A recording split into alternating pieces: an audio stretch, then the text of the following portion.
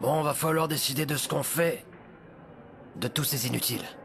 C'est le moment de dégraisser plus franchement. La Troisième Guerre mondiale est à notre portée. Tu veux vraiment qu'on les pousse à s'entretuer? Tu préfères les torturer?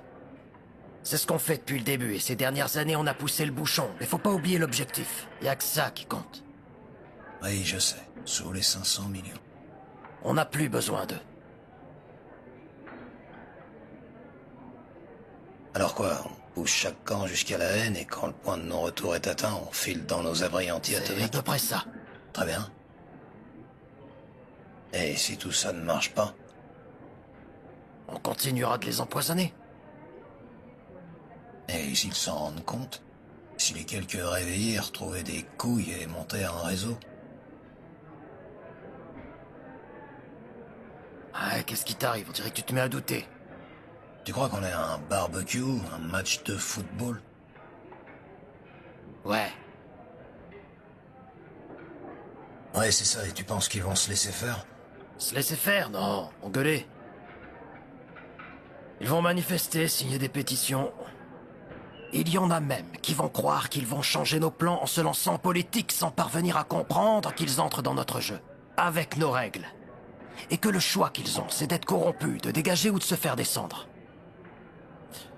Ils ne feront rien contre nous parce qu'on les monte les uns contre les autres avec une facilité déconcertante.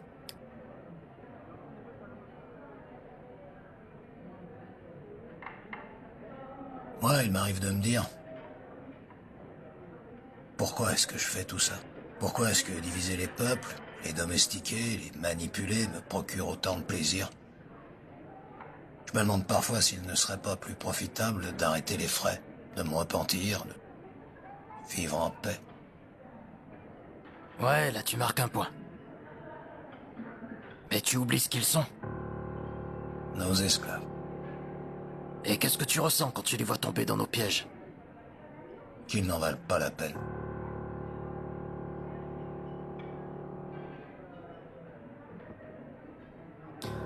Bon alors je propose de faire monter encore la sauce. On fait circuler des images de guerre. On transforme ça en guerre Occident contre le reste du monde. On déclenche un putain de carnage. Leur degré d'ignorance est tel qu'ils le croiront. Ouais, on est vraiment doué. Quand j'y pense, qu'est-ce qu'on aurait pu faire d'autre, mon pote? Je sais rien faire d'autre. Pareil pour moi. Et je crois pas en avoir envie. Pareil pour moi.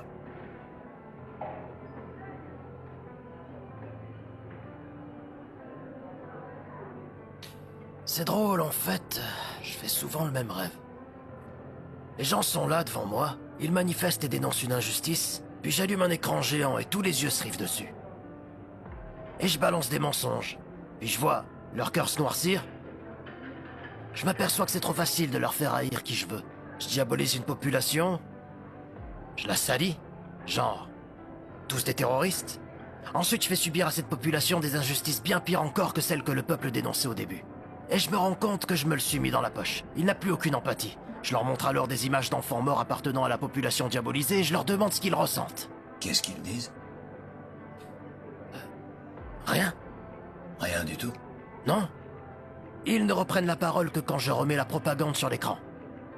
Et ça parle de tout raser. Le dressage est un succès. Pourtant je les méprise, le voilà mon rêve. Je rêve que j'ai changé.